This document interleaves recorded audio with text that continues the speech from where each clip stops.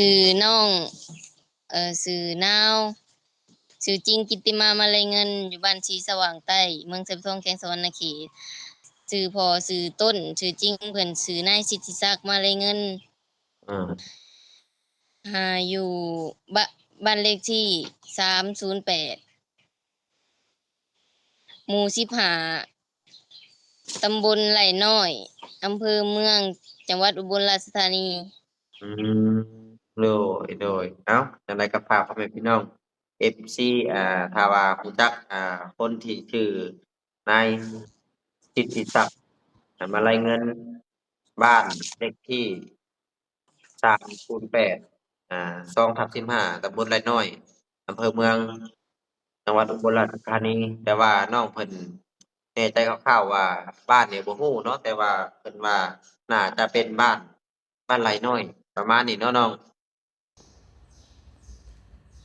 สบายดีสวัสดีพ่อแม่พี่น้อง FC เบิดสู่ขู่สู่คนไว้เป็นฝั่งไทยฝั่งลาวหรือว่าสิเป็นทางต่างประเทศก็ยินดีต้อนรับเข้าสู่ช่อง YouTube เบาเอ็นสตูดิโอหรือว่า Facebook Fanpage เบาเอ็นอีกแล้วเอาพี่น้องเอ้ยเสริมเปิดภาพมาตอนนี้ก็ยังอยู่เฮือนอยู่ซานเด้อพี่น้องเอ้ยก็เป็นบรรยากาศช่วงเช้าๆกับพอดีว่าเบาเอ็นจะมาอัปเดตเรื่องราวของน้องคนหนึ่งที่เป็นคนลาวประกาศตามหาพ่อที่เป็นคนไทยเนาะเรื่องราวก็คือทางพ่อกับแม่น่ะได้เลิกลากันและทีนี้ก็เลยพาน้องกลับมาอยู่บ้านตั้งแต่น้องอายุได้3 เดือนเนาะก็คือปัจจุบันนี้ทั้งน้องเพิ่นก็จนอายุได้14-15 ปีแล้วเนาะและที่นี่เพิ่นก็เลยอยากเห็นหน้าพ่อ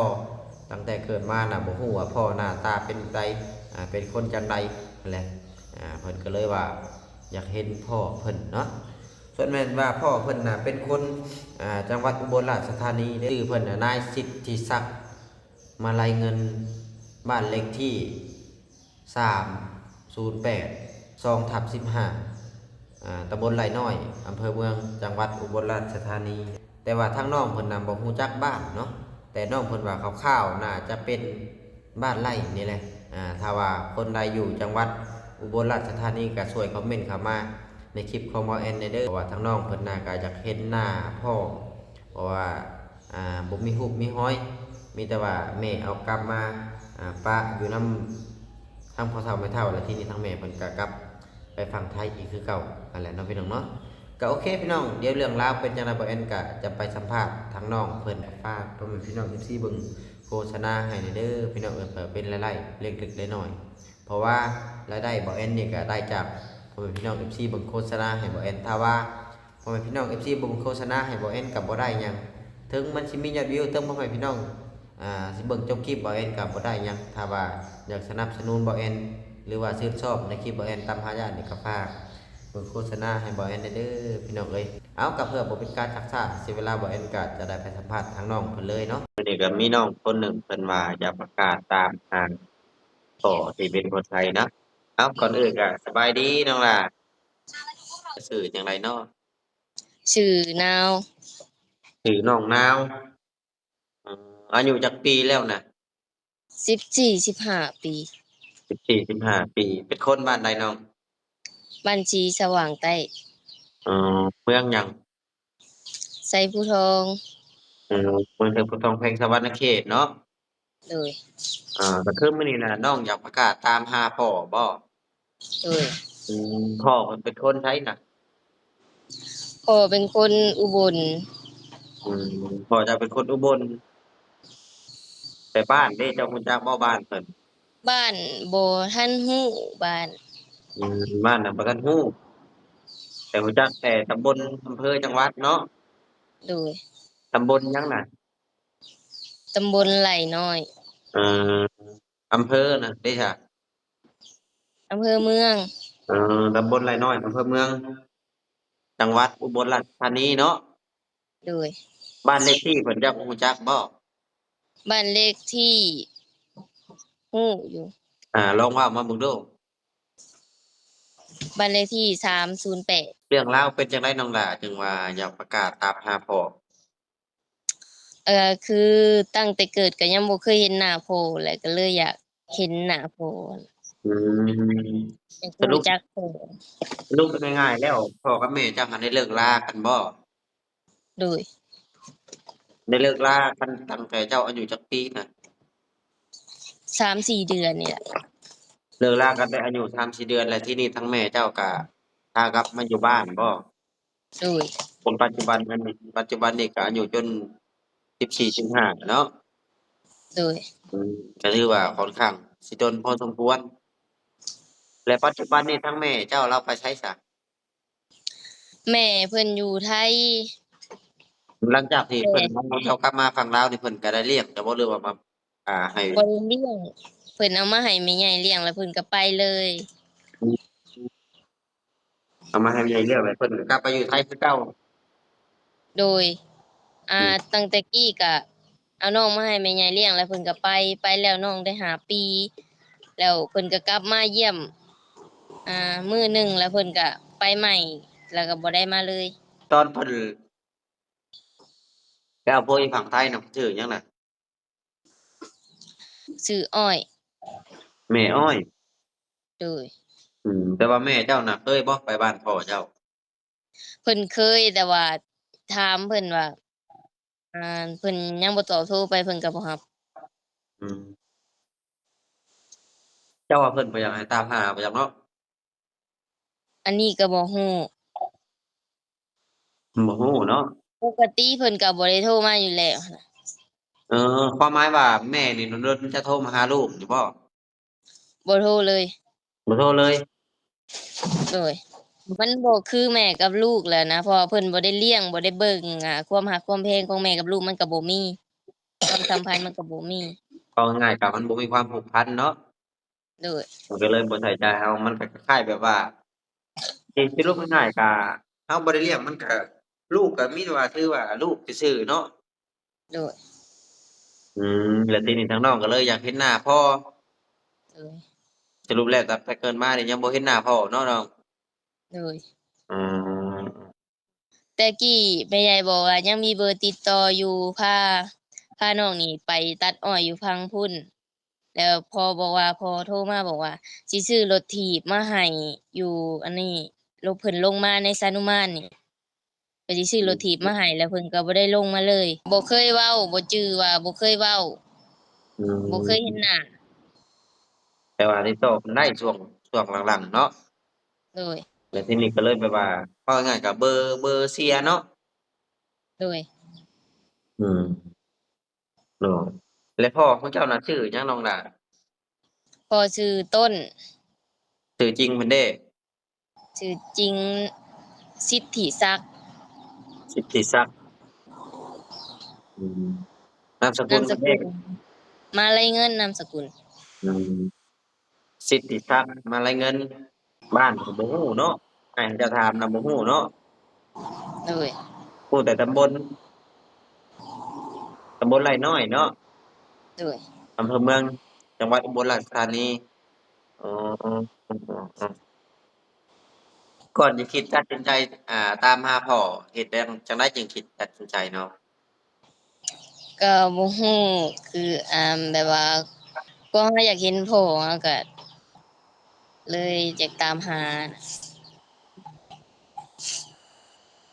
เอาง่ายๆก็อยากฮู้ว่าพ่อเฮาหน้าตาเป็นจั่งใดเนาะโดยบ่เคยเห็นเพิ่นจักเทื่อก็เลยตัดสินใจเป็นรายการของอ้ายตามหาญาตินี่บ่จึงอยากตามหาโดย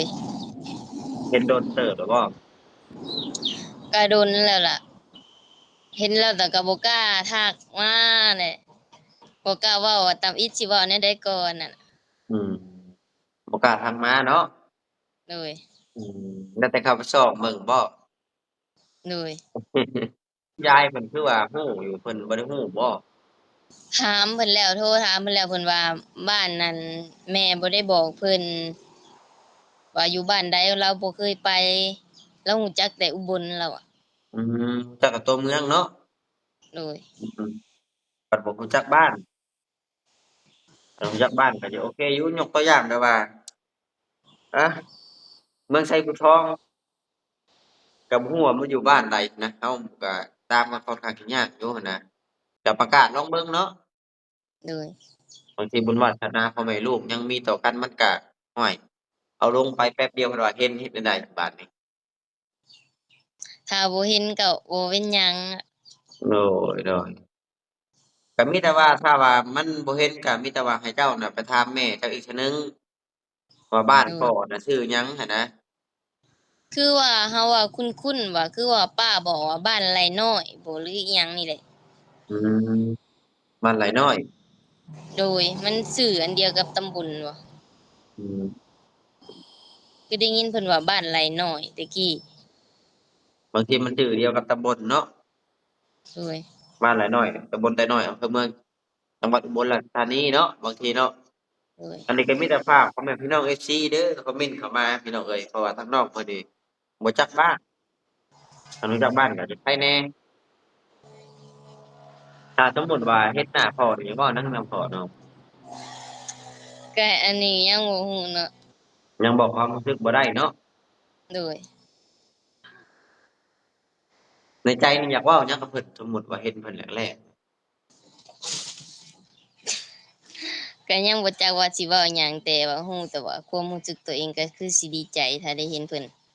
ๆมีแต่ว่าดีใจแล้วแค่คิดซื่อๆยังดีใจเนาะโดยโอ้ยจังได๋ก็ขอให้สมหวังนั่นแหละเพราะว่า10กว่าปีอ่าบ่เคยเห็นหน้าพ่อจักเทื่อ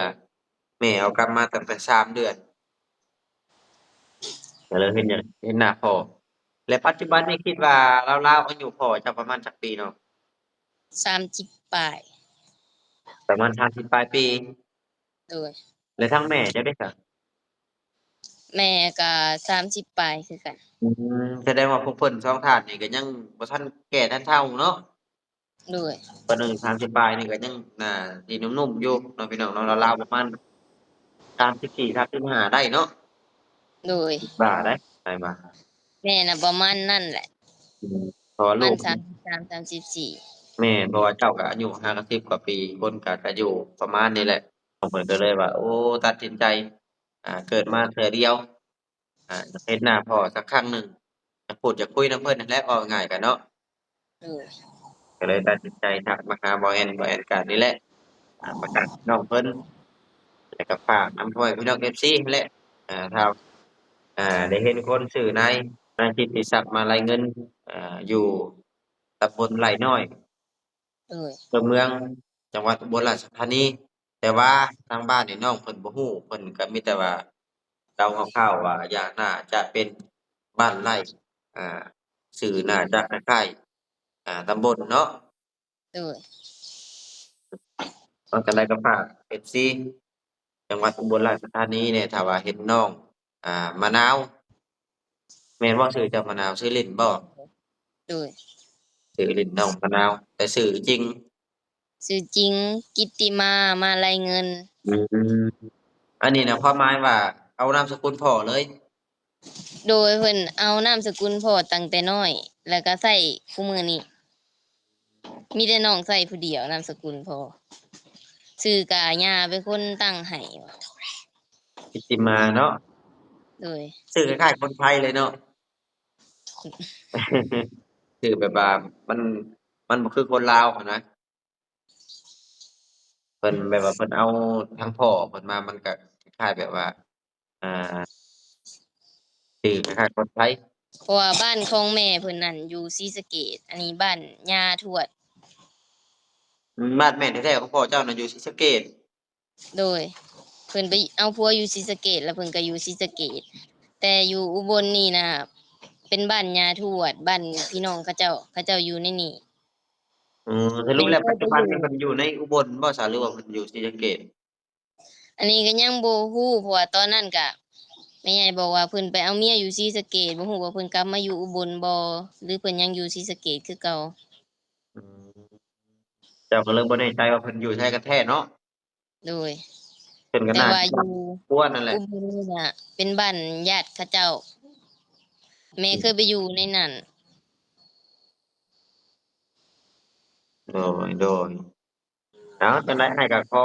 อวยพรให้เจ้าได้เห็นพ่อไวๆเด้อน้องหลาเด้อให้สมหวังสมดังที่อยากเห็นพ่อหั้นแหละเพราะว่า10กว่าปียังบ่เคยเห็นหน้าพ่อจักเทื่อรูปอิหยังก็บ่เคยเห็นเลยบ่ บ่ บ่เห็นแต่ว่าเพิ่นเคยมาบ้านเพิ่นเคยมาบ้านแต่ยังน้อยอืมแต่ว่าเพิ่นเคยมาฮอดบ้านเฮาเลยโดย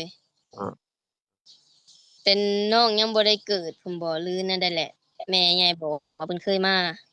อืเทื่อหมนึ่งโดยมันก็เปลี่ยนแปลงไปเพิ่นกับแม่เจ้าก็ได้เลิกลากันก็ต่างคนต่างไปเพิ่นก็ไปมีครอบครัวใหม่เพิ่นก็บ่จำเป็นที่เพิ่นก็บ่มาเนาะบัดนี้เนาะน้องอ้ายคิดว่าโดยก็มีแต่ว่านี่แหละจุดประสงแต่ค์ที่เพิ่นก่อนนั้นเพิ่นก็ติดต่อหาแม่ใหญ่ได้เพิ่นก็บอกว่าลูกลูกผมได้7-8ขวบแล้วให้พาไปหาผมจะพาไปทำบัตรประชาชนแล้วบอกอืมยกตัวอย่างว่าสมมุติว่าน้องได้เจอพ่อเจ้าก็สิเฮ็ดบ่สบัตรประชาชนถ้าเพิ่นเฮ็ดให้ก็เฮ็ดอืมถ้าเพิ่นเฮ็ดให้ก็เฮ็ดเนาะ โดยสมมุติว่าถ้าว่าประเทศไทยแหละที่ไปอยู่ไทยบ่มันเลยอยู่บ้านเราคือเก่าอันนี้ก็ยังบ่ฮู้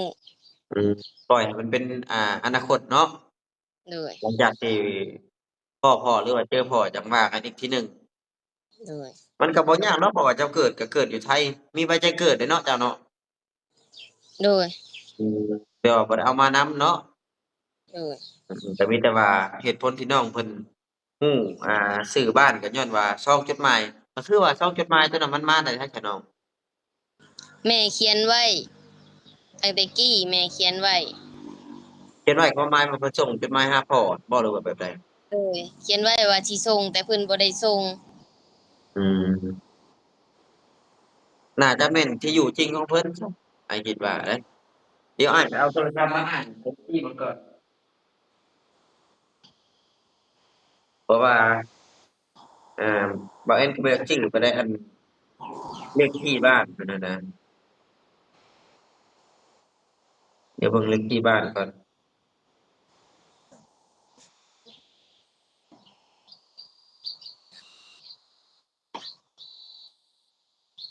เลขที่บ้าน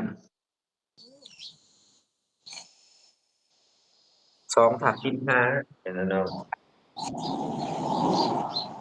อ้าวก็มีแต่ว่าจบคลิปให้เจ้าเว้าเป็นอันเรียงลำดับเด้ออันบอกชื่อเจ้าแล้วก็อันบ้านเจ้าแล้วก็บอกชื่อพ่อก่อนแล้วก็ตำบลอำเภอจังหวัดน่ะนะเจ้าบ่เว้าอันเว้าอุบลก่อนน่ะเจ้าไล่ลงมาแต่เทิงเด้อน้องหลาเด้อ โดยเอ้าบอกชื่อเจ้าเลยบัดนี้อาจจะจบคลิปแล้ว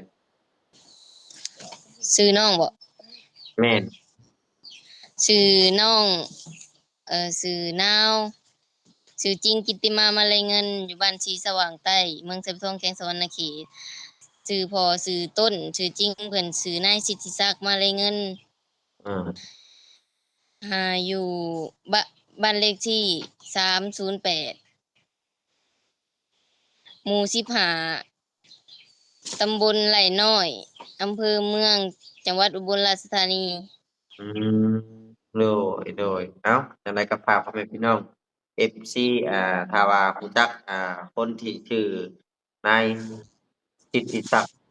มาลัยเงินบ้านเลขที่3082/15ตำบลไร่น้อยอำเภอเมืองจังหวัดอุบลราชธานีแต่ว่าน้องเพิ่นแน่ใจคร่าวๆว่าบ้านนี่บ่ฮู้เนาะแต่ว่าเพิ่นว่าน่าจะเป็นบ้านไร่น้อยประมาณนี้เนาะน้องโดยเอาก็จั่งใดก็นี่แหละถ้าว่ามีข่าวอ้ายก็สิทักไปบอกอีกเด้อน้องหลาเด้อโดยแต่ว่าสำหรับคลิปนี้ก็จะขอตัวจบคลิปก่อนไว้พ้อกันคลิปหน้าคลิปในเด้อน้องหลาเด้อโดยเอาสบายดี